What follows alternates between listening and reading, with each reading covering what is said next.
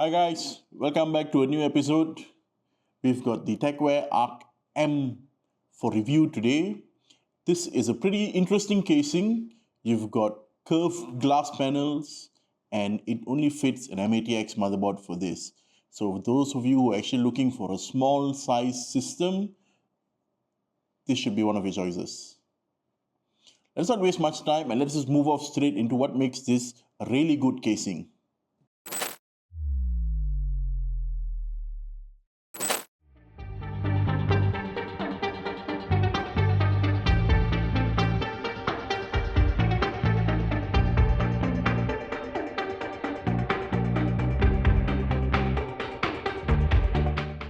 Okay guys, so you can actually see that this casing has so much of glass to it, and with glass being a fingerprint magnet, I've got a glow up for this. What is interesting or striking about this entire casing is that the usage of curved glass. So this whole front top to side panel is a singular piece of curved glass. Another thing you can actually take note is that do you see the two differences in the blacks?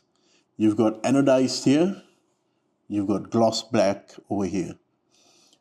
From a certain viewing angle, the casing looks extremely elegant. A far cry from what Tecware cases used to be. So I think this is interesting. Okay, so now, how do we remove this glass panel? It's a fairly simple process. There is a wedge at the back here. All you have to do is just pop it open. Once you've popped it open, the glass comes off easily. Be careful that the glass is held by the casing in two small wedges. It may drop off.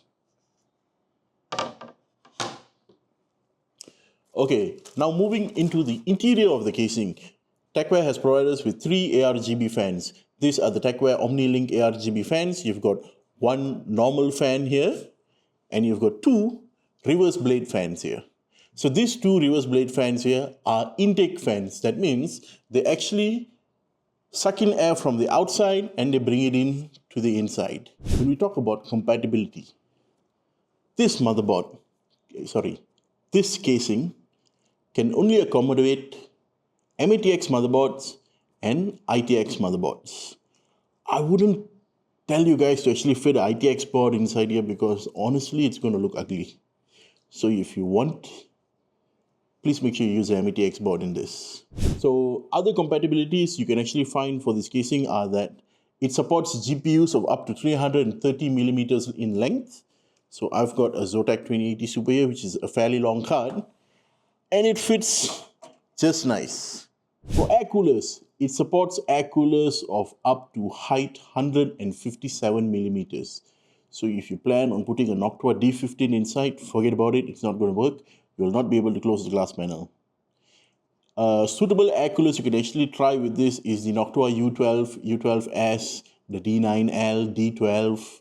You can even use the Thermalright PA120. You can use a couple of ID cooling air coolers also. I can't remember the exact models, but there are a lot which actually fit in this and which falls below the 157 millimeters category. All-in-one liquid coolers. We're at the age where we tend to use a liquid cooler for everything now. So for this casing, there are two regions where you can actually place a liquid cooler. Of course, you can't place it at the top because of the glass panel. There are no brackets there. You can place it at the side, you can place it at the bottom. As for the side only allows a maximum of 240 millimeters. You cannot go bigger than that. But at the bottom, you can accommodate 280 millimeters. However, I don't like the side of AIOs being placed at the bottom. I like it at the side or at the top. Another interesting feature that the casing has, which Tecware has included, is this panel in the front here. This is a digital panel that shows you your CPU and GPU usage. Of course, you've got to link it with the cable given at the back to your motherboard, and it displays whatever it is. Another thing to take note is for instances that there is no display coming out on your digital display at the front here, Tecware has included two drivers that you can actually download from their website. Okay, you will have to actually alternate between the usage of one of the drivers to allow the display to work.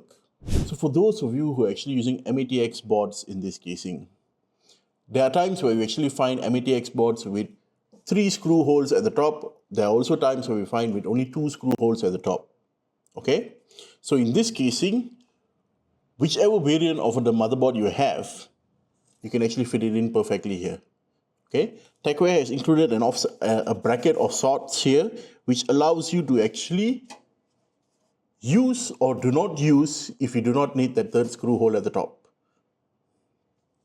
However, upon inspection, I can actually tell you that if you were to use this bracket, you got to be careful with your AIO's placement. It may or may not interfere. So guys, as with most dual chamber cases, the PSU is positioned in an upright position. You've got the hard disk bay at the top here. Of course, this is not open. You can't actually open this here from here. You've got to access it from the back. And then you've got ample of cable management spaces because it's a dual chamber casing. However, if you were to mount your AIO radiator to the back, that means you're sandwiching the fan, you're sandwiching the radiator, the bracket, and then the fan, you are going to take up a bit of space of the cable management zone. So be careful about that. So coming back to the OmniLink ARGB fans. These fans, we've got a bunch of cables here, but don't worry guys, because Tecware has included a 5V 3-pin ARGB header to your motherboard. You can actually plug this into your motherboard and have full control of the ARGB features. As for the digital display at the front, it works with your standard USB 2.0 9-pin header. So please make sure that your motherboards have just the right amount of USB 2.0 headers. So what do I think about the casing? Number one, I actually like the build quality. I feel Tecware has improved their build quality over the past period of a couple of years from when they first started. From the Tecware Nexus Air, the Tecware Nexus M, Tecware VXN, and to this today, the materials they've used have actually improved drastically. They do no longer feel like a cheap metal enclosure. There is a little bit of touch of elegance to it now. So that is one thing I would give it off to Tecware for actually improving as they've aged. Besides that, I think it's a very cute looking compact METX case. So if you're a person who are using any MSI Mota motherboards or Gigabyte Aorus motherboards, you're going to be a bit frustrated because of certain size elements of the motherboard that you're going to be actually putting inside here. Of course, your AIO, your fans is going to be blocked out at the side because of the size of the motherboard. So please do take note of all that. Other than that, I would say that good job Tecware, you've actually made a very interesting casing, and I like the direction the company is going in with today.